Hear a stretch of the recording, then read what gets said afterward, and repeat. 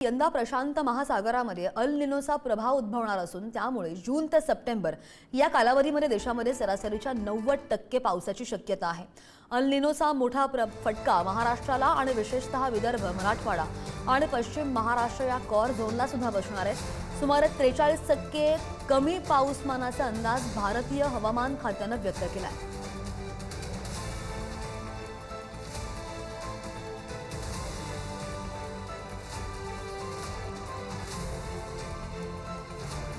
आणि या संदर्भात आपण बोलूयात तर कृषी तज्ञ डॉक्टर शरद निंबाळकर सर आपल्या सोबत आहेत। शरद सर नमस्कार, स्वागत आहे तुमचं पुढारी न्यूजवर। कशी शक्यता वर्तवली गेलेली आहे पावसासंदर्भातली यावेळची?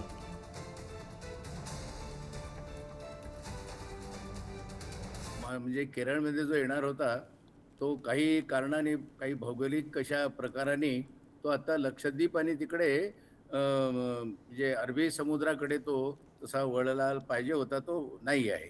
तर आता प्रश्न कसा आहे की केरळमध्ये आगमनाची मान्सूनच्या प्रतीक्षा होती, पण मला असं वाटतं आता जो पहिला अंदाज आहे महापत्रांनी केला होता किंवा नंतरचा जो आताचा अंदाज आलेला आहे की पावसाचा टक्के 90% पाऊस होईल, सरासरी म्हणजे 10% कमी होईल, ही वस्तुस्थिती आहे। आता मुख्य भाग असा आहे की आता ह्या सगळ्या भौगोलिक परिस्थितीचा वातावरणीय अंदाज जरी घेतला तरी 12 जूनच्या पुढेच आपला तसा पाऊस सुरू होतो।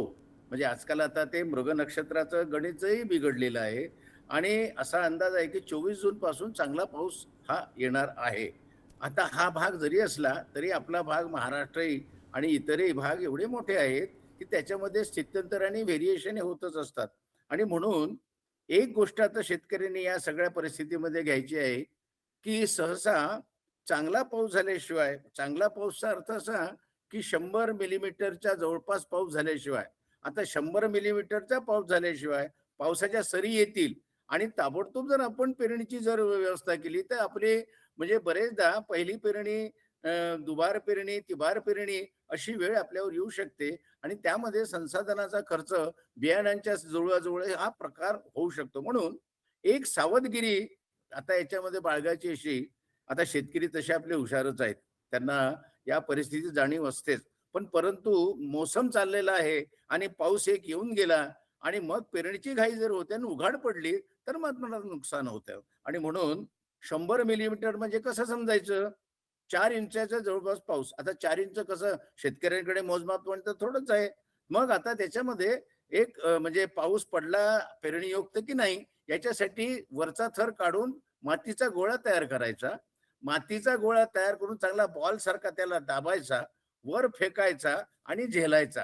आणि झेलताना जर तो तुटला नाही, फुटला नाही तर समजायचं की आता पेरणी योग्य पाऊस झालेला आहे आणि अशा वेळा पेरणी सुरू करावी। आता या वेळेला पेरणीचा संदर्भ जो आहे तो आता जर कापूस असेल, सोयाबीन असेल, हा एकत्र न घेता सहसा 6-2-1-2 असा आपण एक सांगतो किंवा 6 ओळी कापसाच्या, 1 ओळ ज्वारीची, 2 तुरीच्या, 1 पुन्हा ज्वारीची आणि अशा पद्धतीने 6-1-2-1 चा गणित किंवा त्या म्हणजे मिक्स क्रॉपिंग म्हणजे सोयाबीन, तूर, सोयाबीनच्या सोबत एकल पीक न घेता असा बहुविध पिकांचा समावेश करणं यावेळेला थोडं शहाणपणाचं राहील। आणि ज्याच्यामध्ये ज्यांच्याकडे पाणी आहे त्यांचा प्रश्न नाही, पण कोरडो भाग जो आहे विदर्भ आणि मराठवाड्याचा, ज्याच्यामुळे यंदा उष्णतेची लाट एवढी भयंकर होती की जवळपास 45च्या वरच होतं। म्हणून आता ती जी जमिनीची उष्णता आहे त्याच्या संदर्भातला हा प्रश्न निर्माण होणार आहे आणि म्हणून पाऊस, पाणी आणि पेरणी या तिन्हीचं संयोजन चांगल्या रीतीने करणं आणि सरकारांकडून या बाबतीमध्ये, कृषी विभागाकडून या बाबतीमध्ये जागरूकता ठेवणं हे यावेळी काळाची गरज आहे। शरद सर, जसं तुम्ही म्हणालात मगाशी की पाऊस लांबण्याची शक्यता तर आहेच, त्या शक्यतेनुसार शेतकऱ्यांनी फक्त पहिल्या पावसावर घाईघाईनं पेरणी करणं योग्य ठरेल का? कारण की जमिनीमध्ये पुरेसा ओलावा आल्याशिवाय पेरणी करू नये असं म्हणतात, यावर तुमचं काय मत आहे? म्हणजे कधीपर्यंत शेतकऱ्यांनी पेरणीला सुरुवात करायला हवी आहे? नाही, पेरणीला सुरुवात जी करायला हवी ना, ते पाऊस आल्यानंतर, पाऊस म्हणजे मी सांगितलं ना 100 पाऊस म्हणजे हा मातीच्या गोळ्याची जी परीक्षा आहे, म्हणजे जो गोळा घ्यायचा, जो चांगला दबला, वर फेकला आणि झेलला की फुटला नाही, तर समजायचं आता पेरणी योग्य पाऊस झालेला आहे। का प्रत्येकाकडे काही असं यंत्र लावलेलं नाही शेतकऱ्यांकडे। आणि म्हणून या वेळेला आणि स्थानिक परिस्थिती बदलत असते नेहमी. म्हणजे आज वर्धेची परिस्थिती यवतमाळला नसते, यवतमाळची परभणीला नसते आणि म्हणून त्या ठिकाणी ते निर्णय घ्यायचे असतात. अगदी. पण आता मराठवाडा असू दे किंवा विदर्भ असू दे किंवा पश्चिम महाराष्ट्रामध्ये 43% कमी पावसाचा अंदाज असा पाहता शेतकऱ्यांनी पारंपरिक पिकांऐवजी कोणती कमी पाण्याची किंवा लवकर लवकर जी पर्यायी पिकं आहेत ती घ्यायला पाहिजेत? हे बघा, आता याच्यामध्ये नियोजन जे असतं शेतकऱ्याचं काही एकदम काही बदलत नाही. कारण की त्याची पूर्वतयारी आपली झालेली आहे. म्हणून पारंपरिक पिकं जी पारंपरिक पद्धतीने घेतात तेच घेणं. परंतु याच्यामध्ये एकच आहे, की थोडंसं कमी पावसामध्ये येणाऱ्या पिकाच्या जातीची यावेळेला म्हणजे वाण निवडणं हे एक प्राथम्य राहील.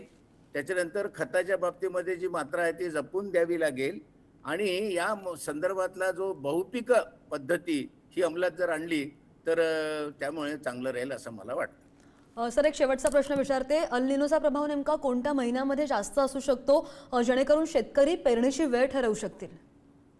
एल निनोचा प्रभाव तसा की नाही जाणवणार नाही फारसा. जुलै, ऑगस्टच्या, सप्टेंबरच्या संदर्भामध्ये सकारात्मक स्थिती वातावरणीय होते आणि त्यामुळे एल निनोचा परिणाम असा विषय जाणवणार. पण जून जुलैच्या संदर्भामध्ये हा जो भाग आहे हाचा प्रकार थोडासा जूनमध्ये आणि जुलैच्या शेवटपर्यंत हा थोडासा प्रकार राहू शकतो. म्हणजे 24 जूनच्या नंतर सकारात्मक परिस्थिती निर्माण होते आणि तेव्हा हा निर्णय घेणं अत्यंत आवश्यक राहील. एल निनोचा खूप मोठा परिणाम यंदा पडणार नाही, ही वस्तुस्थिती आहे. अगदी. पण आता विदर्भ, मराठवाडा आणि पश्चिम महाराष्ट्र या भागांना सगळ्यात जास्त फटका बसू शकतो का या सगळ्याचा? कारण की कोर मान्सूनमध्ये जो झोन आहे त्याची 43% कमी पावसाची शक्यता शेतीसाठी बरीच धोकादायक सुद्धा ठरू शकते. नाही, याच्यामध्ये कसं आहे, विदर्भ आणि मराठवाडा हे सातत्यानं कोरडवाहू बहु आणि इरिगेशन कमी असलेले, सिंचनाची क्षमता कमी असलेले किंवा सिंचन कमी असलेले हे भाग आहेत. ही वस्तुस्थिती मान्य केल्यामुळं कोरडवाहू पिकांवरती सहसा 90% शेतकऱ्यांचा त्याच्यामध्ये सहभाग असतो. आणि हा जो अंदाज आहे हा म्हणजे 45% अंदाज हा म्हणजे सरासरीच्या संदर्भातला आहे. म्हणजे 45% पाऊस पडणार आहे असं नाही. म्हणजे जे काही सरासरी आहे तर ही 90% पर्यंत सरासरी राहील असा जो मान आहे ते त्याचं 45% मत आहे. म्हणजे तेही काही खरंच राहील असं नाही आहे. त्याच्यामुळे स्थानिक परिस्थितीमध्ये बदलत असतं. फक्त एकच आहे, पाऊस चांगला झाला, मोसम चांगला झाल्याशिवाय पेरणी करणे नाही, हा एक भाग मात्र सगळ्यांनी लक्षात ठेवणे आवश्यक आहे. अगदी. सर, अशा परिस्थितीमध्ये शेतकऱ्यांनी सुद्धा सतर्क राहणं तितकंच महत्त्वाचं आहे जेणेकरून खूप जास्त नुकसान होऊ नये.